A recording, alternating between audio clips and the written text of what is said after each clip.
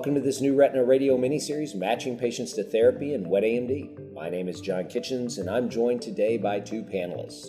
The first is Dr. Murtaza Adam, who is in practice at Colorado Retina Associates. Dr. Adam, welcome to the show. Thanks so much for having me, John. It's an honor to be here. And our other guest is Dr. Aleksandra Rachitskaya, who practices at the Cole Eye Institute at the Cleveland Clinic. Thanks for joining us, Aleksandra. Thank you, John. Excited for this discussion today. In this series, we will profile various real-world patient cases and explore which therapy option these patients are best suited for. We'll first hear about the details of each case, and then after the break, we'll reveal which therapy our panelists have selected for their patients. Let's kick things off with you, Moo. Go ahead and get into your case. Yes, John. We had a patient present to us, 65-year-old female with bilateral neovascular AMD. She's a longstanding smoker, and she came to us in Denver in our central office, driving about 2.5 hours from her home in the mountains, past the western slopes. And her case was quite pronounced in that she had large, broad PEDs, extensive leakage with submacular fluid and macular edema in both eyes, visual acuities of 20/80 in the left eye and 20/70 in the right eye.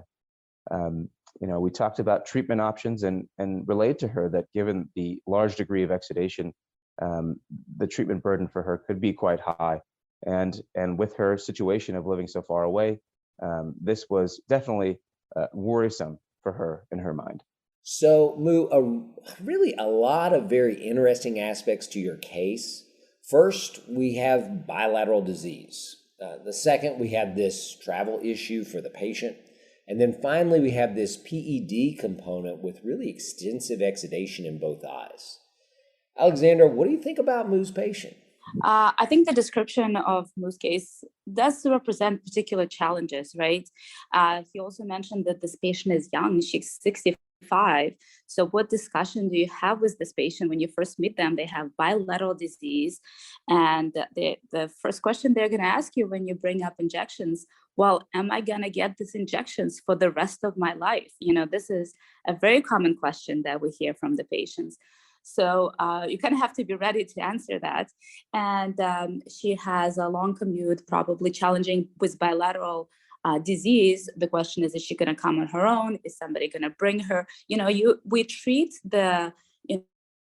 we treat the eyes, we treat based on our imaging modalities, but we ultimately treat the patient, and we have to keep all of that in mind.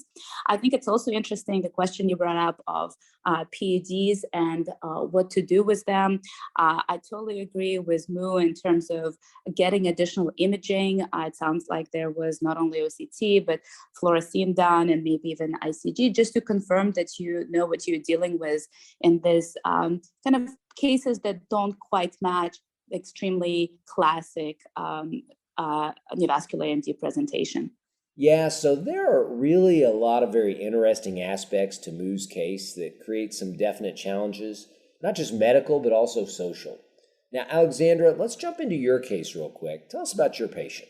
So my patient is a patient probably both of you have seen maybe in the last couple of weeks. This is a very pleasant 81-year-old female who comes in from a general ophthalmologist. She was seen there a couple of weeks ago, and there was some concern that was definitely warranted. She comes in, the right eye is the affected eye. Her vision is 20/60 on OCT. She has drusen, some extrafoveal geographic atrophy, but the attention is really drawn to her intraretinal and subretinal fluid. In the left eye, she is 20/30 asymptomatic, no fluid seen on OCT, and she has some drusen and some, once again, extrafoveal GA.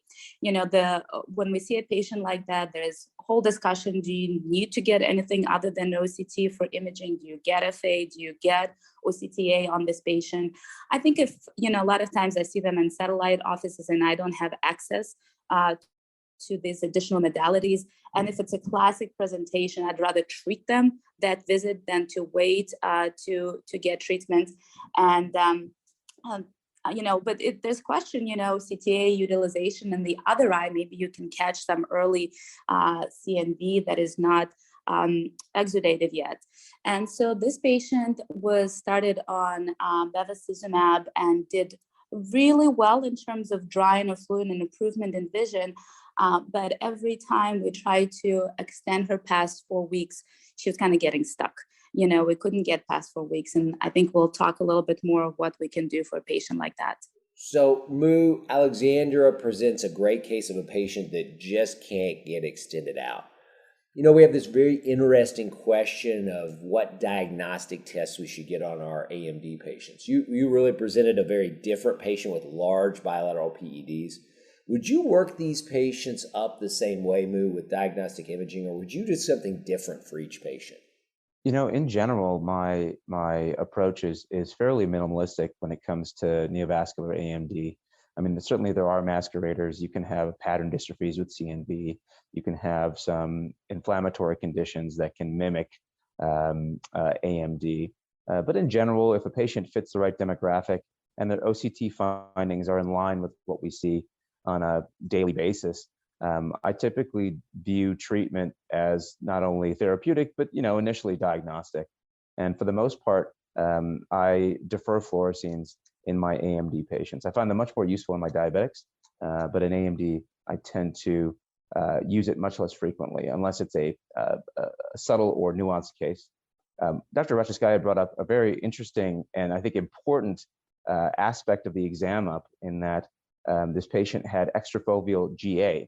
And I think that brings up a whole matter of discussion that sometimes gets neglected in the clinic when patients deal with their prognosis in the longer term. As patients progress, we still debate about whether or not monthly intravitreal injections, standard of care, might lead to more atrophy, or if this is just a natural progression of the patient's advanced dry macular. You bring up a really good point in that GA aspect. Because how many times have we had a patient that's just really done everything we've asked them as far as getting treated, and yet they continue to lose vision, particularly in years 2, 3, 4, and going forward, because of progression of atrophy. And they come back and they say, look, I'm getting worse. Why can't I see better? I've done everything you've asked me to do.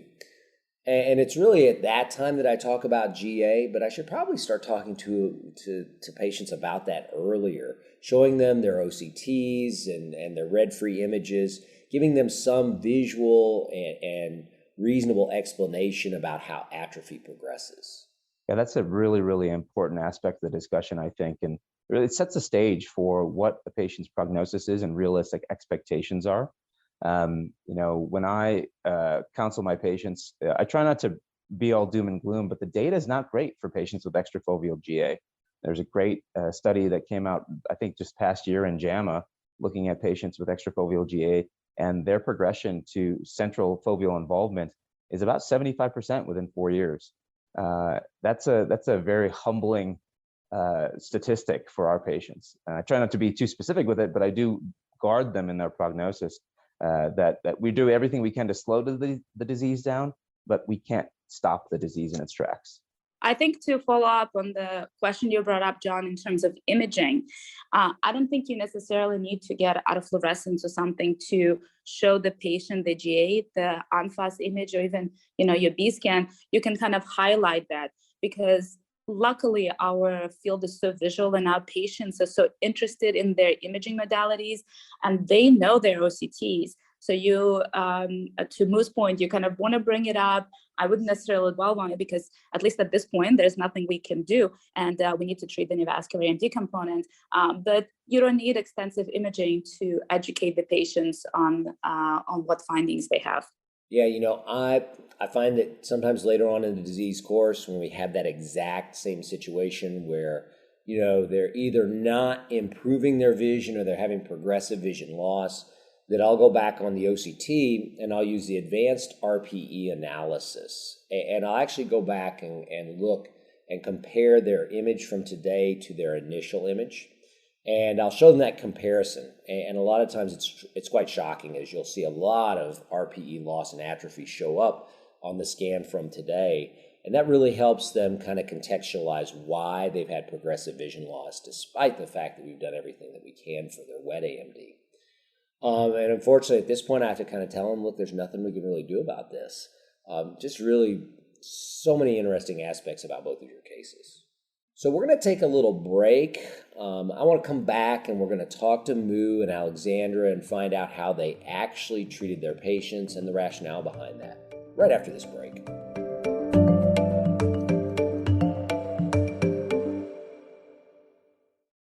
Welcome back to the new Retina Radio miniseries, Matching Patients to Therapy.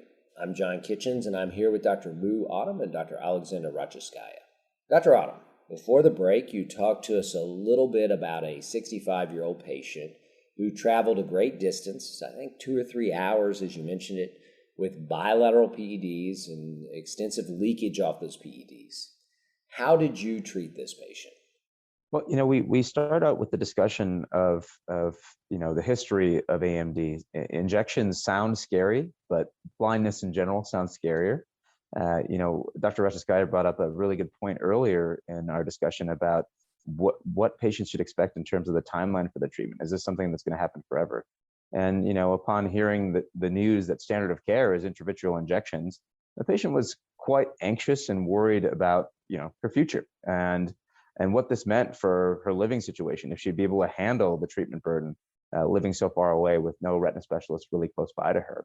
And so, at that time, our practice had been recruiting for the LADDER trial, the Port Delivery System study in its phase 2, looking at 3 escalating doses of ranibizumab in the PDS device.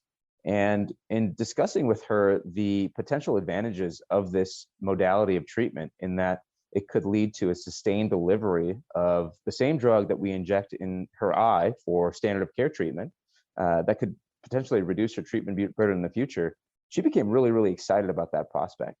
We're fortunate that our sponsors in clinical trials provide a lot of other incentives for patients when it comes to transportation, stipends for their time, and of course, treatment for their fellow eye.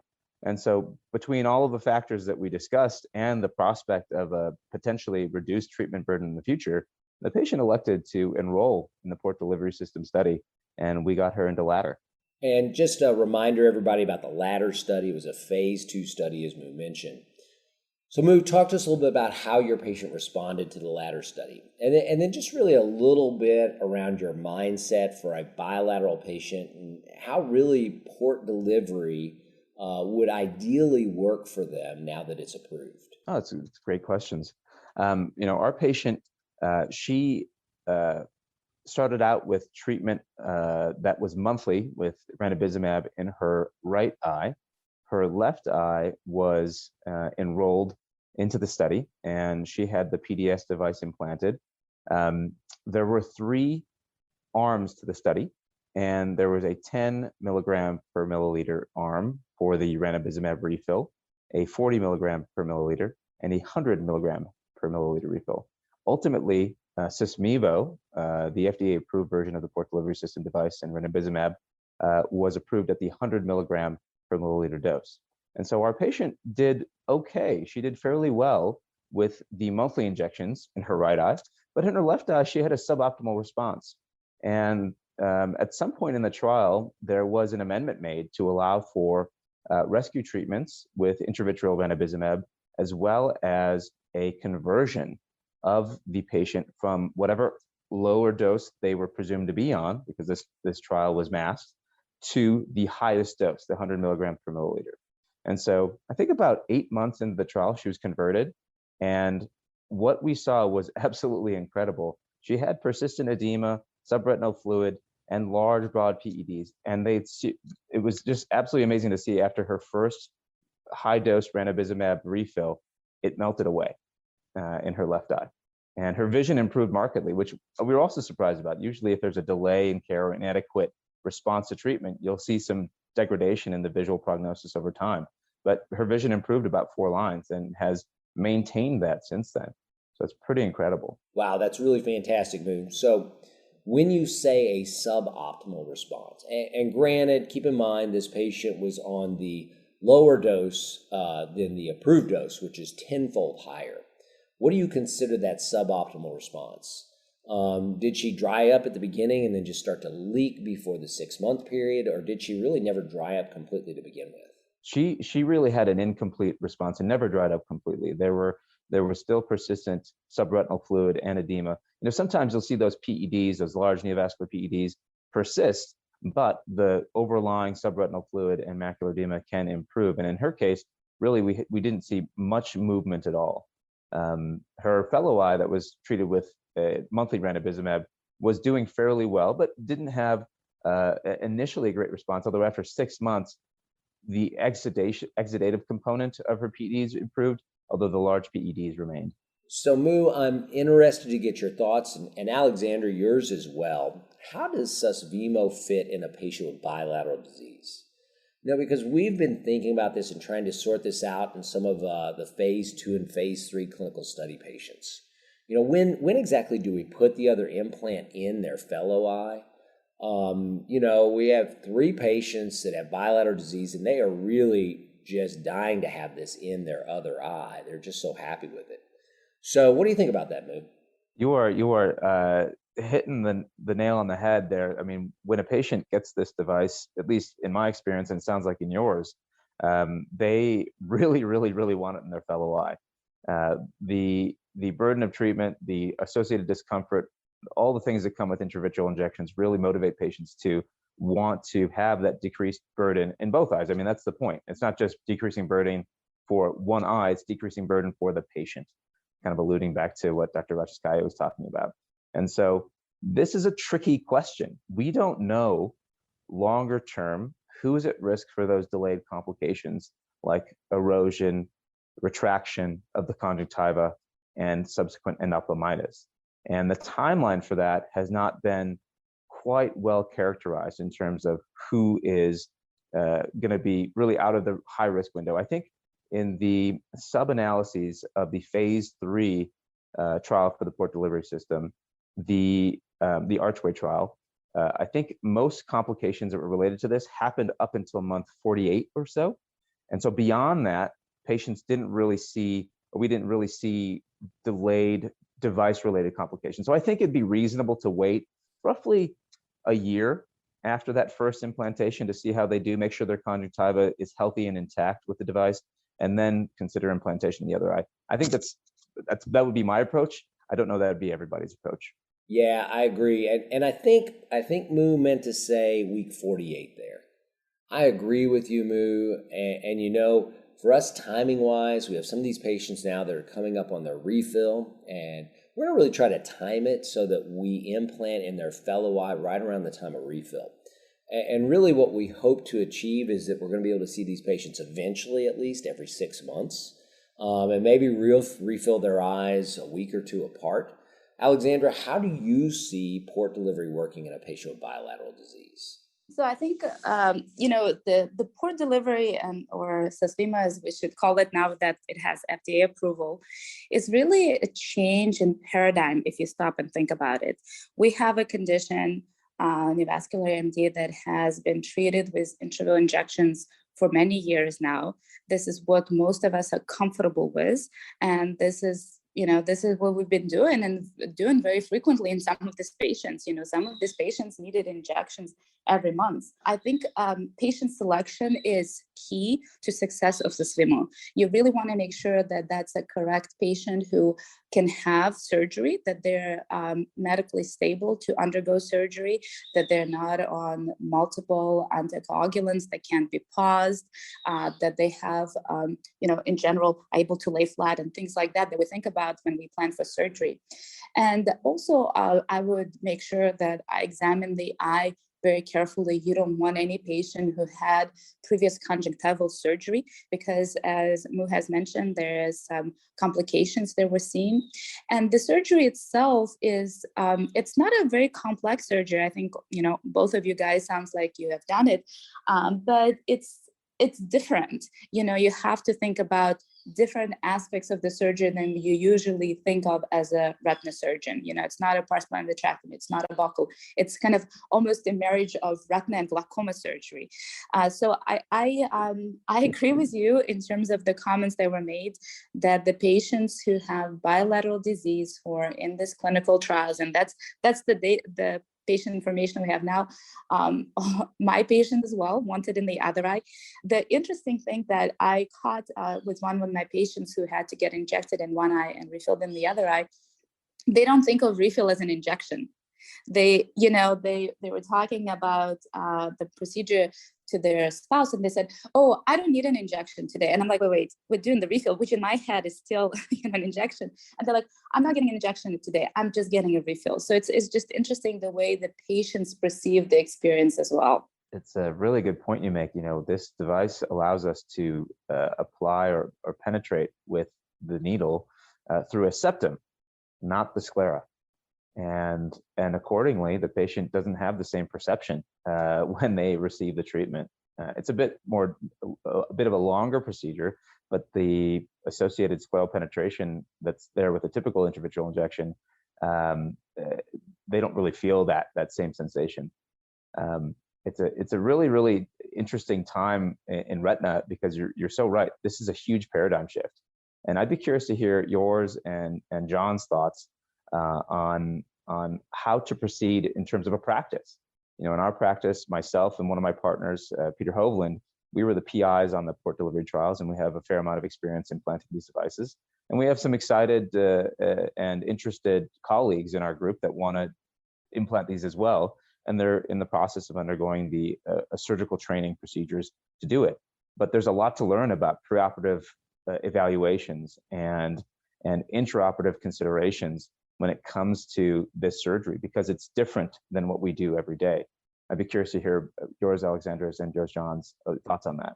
Yeah, Moo, you've got a really great point there as well. It's just a different surgery, less of kind of an art form and more precise and engineering-like.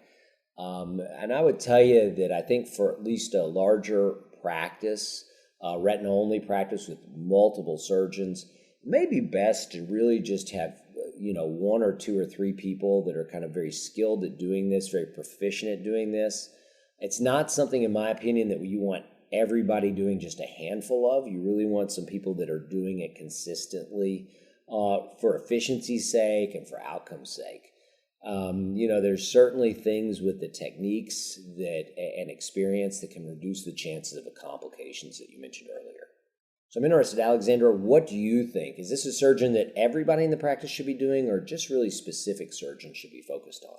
I think it's going to be interesting to see how the implementation of Susvima is going to happen nationwide. And to your point, John, how each practice is going to implement it. Is it going to be just a couple of folks? Is it going to be everybody?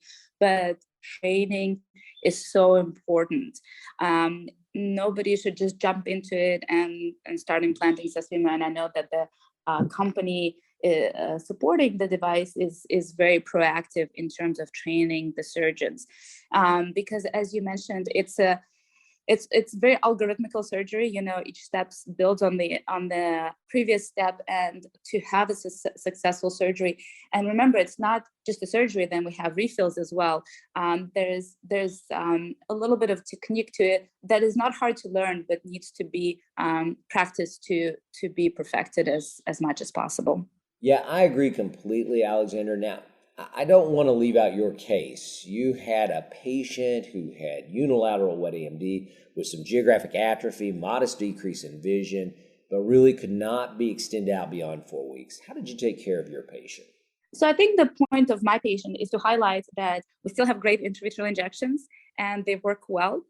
This patient was started on bevacizumab and did really well in terms of visual and anatomic outcomes, but we struggled extending this patient. And most of us, I think, practice in this treat and extend kind of protocol with modifications depending on each particular physician.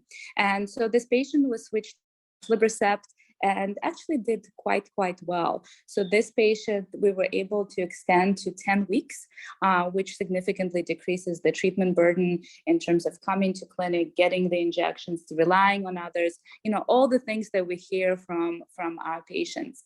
And I think there is other medications and treatments in the pipeline that might provide us even with longer control with intravitreal injections. And to echo what Mu said, this is a very exciting time in neovascular AMD practice, because we are having more and more options. So that conversation, to go back to my point from earlier, that conversation where the patient says, wait, I'm going to get monthly injections for the rest of my life to preserve the most vision I can. That conversation might change as we discuss additional options with the patient. So I'm very excited to have those different modalities that we can offer to patients based on their presentation. So Mu, question for you. What are some tips and techniques, things you do when you have that patient that responds, but you can't get them out any longer than every 4 or 5 weeks? I would do what Aleksandra described, and that is switch to aflibercept. In general, my experience is that, and I think some data bears this out, that aflibercept has better potency and durability than both bevacizumab and ranibizumab intravitreal injections at their current dosing. And so when doing that, we can be largely successful in extending patients out. That's not true for every patient. I have a number of patients that have tried all 3 drugs and have had the same response. And then you have to get a little creative. In some cases where you have an extrafoveal CNV, I'll do an ICGFA and we'll do half fluence PDT on those patients.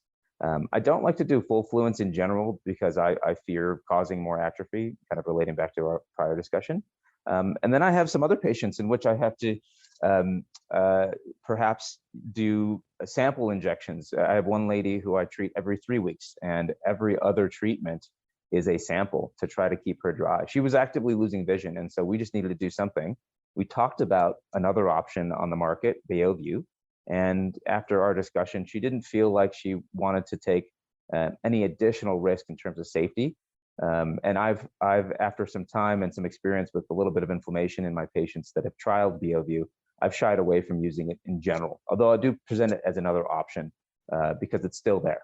Yes, I agree completely, Mu. I think it's always great to try different things. We don't presently use Beovu because of that risk of inflammation. We do, or we did offer it on occasion to patients, but really when we explained the risk to those patients, they really tended to shy away from it. Listen, I think you guys have both presented some really great cases, given some really good rationale behind your therapy choices. We're going to wrap it up for this mini-series, Matching Patients to Therapy in Wet AMD. We had 2 earlier episodes released already, and you should go back in your New Retina Radio feed to listen to them. On behalf of Dr. Mu Adam and Dr. Aleksandra Rachitskaya, I'm John Kitchens. Thanks for listening.